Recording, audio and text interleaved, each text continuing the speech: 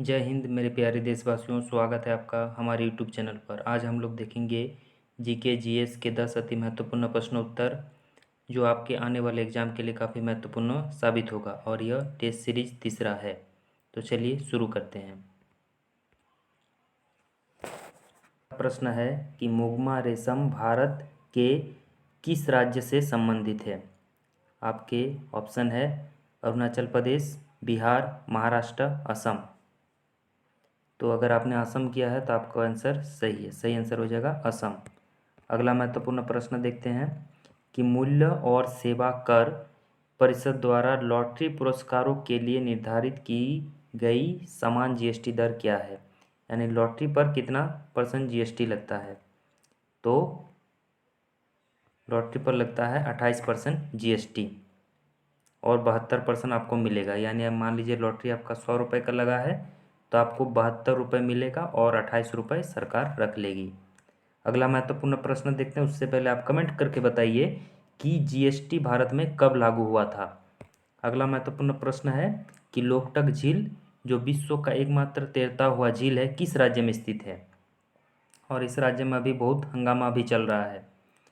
तो बिल्कुल मणिपुर। मणिपुर सही आंसर है। और आप कमेंट करके बताइए कि मणिपुर का भी सीएम और राज्यपाल कौन है।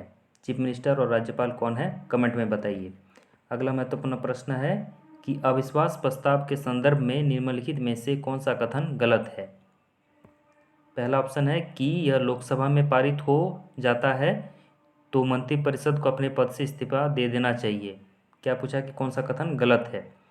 अगला ऑप्शन है कि इसे लोकसभा में इसे अपनाने के कारणों का उल्लेख करना चाहिए। तीसरा है कि यह मंत्रिपरिषद में लोकसभा के विश्वास को सुनिश्चित करने के लिए पेश किया जाता है। और चौथा ऑप्शन है इसे केवल मंत्रिपरिषद के विरुद्ध ही पेश किया जाता है। इसमें कौन गलत है।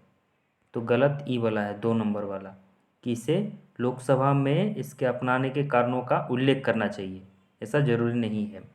अगला महत्वपूर्ण प्रश्न है कि निम्नलिखित में से किस सूची में वन विषय आता है। यानी वन किस सूची का विषय है। समवर्ती सूची, राज्य सूची, संघ सूची या इनमें से कोई नहीं। तो आपको पता है कि 3 तरह की सूची होती है, समवर्ती सूची, राज्य सूची और संघ सूची।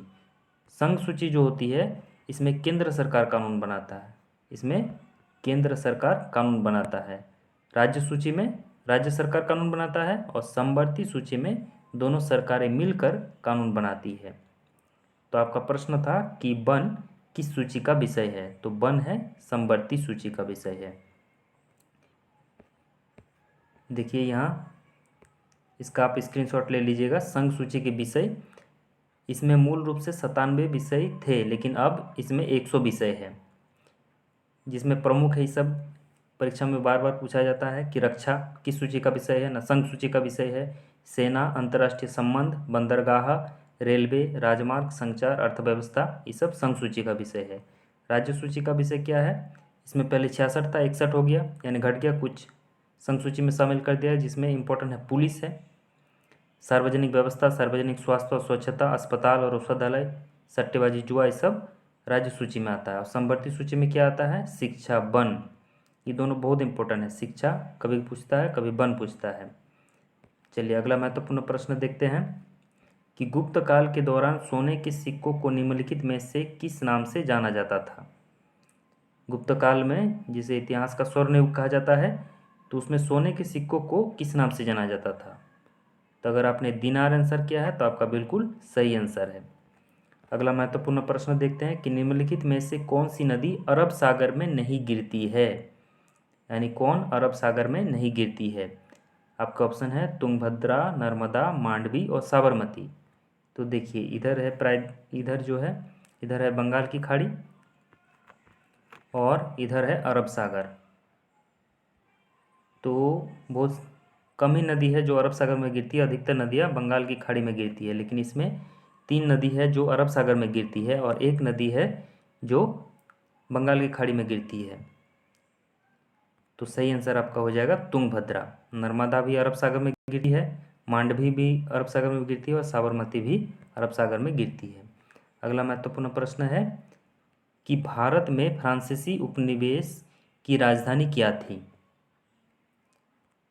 तो सही आंसर हो जाएगा आपका पांडिचेरी। अगला महत्वपूर्ण प्रश्न है कि भारत में किसी भी राज्य के मुख्यमंत्री बनने के लिए न्यूनतम आयु कितनी होनी चाहिए। इस तरह के प्रश्न बार बार पूछे जाते हैं कि मुख्यमंत्री बनने के लिए न्यूनतम आयु कितनी होनी चाहिए, राज्यपाल बनने के लिए न्यूनतम आयु कितनी होनी चाहिए, प्रधानमंत्री बनने के लिए न्यूनतम आयु कितनी होनी चाहिए, या लोकसभा का सदस्य निर्वाचित होने के लिए कितना होना चाहिए, या मुखिया या सरपंच होने के लिए न्यूनतम आयु कितनी होनी चाहिए। तो उसका एक मैं चार्ट अवेलेबल करा दूंगा, आप स्क्रीनशॉट ले लीजिएगा। तो इसका सही आंसर हो जाएगा मुख्यमंत्री के लिए 25 वर्ष। देखिए इसका आप स्क्रीनशॉट ले लीजिए और इसको आप याद कर लीजिएगा, इससे क्वेश्चन बार बार पूछा जाता है कि लोकसभा के सदस्य, विधानसभा के सदस्य, भारत के प्रधानमंत्री और मुख्यमंत्री के लिए है 25 वर्ष, राज्यसभा का सदस्य, विधान परिषद का सदस्य के लिए 30 वर्ष, भारत के राष्ट्रपति, भारत के उपराष्ट्रपति और किसी भी राज्यपाल के लिए 35 वर्ष और सरपंच के लिए 21 वर्ष, सरपंच यानी मुखिया। अगला महत्वपूर्ण प्रश्न है और आज का अंतिम प्रश्न है कि रूस की सहायता से स्थापित लौह इस्पात उद्योग कौन सा है। तो रूस की सहायता से किसको किया था, आपका ऑप्शन है राउरकेला, भिलाई, दुर्गापुर, टाटानगर।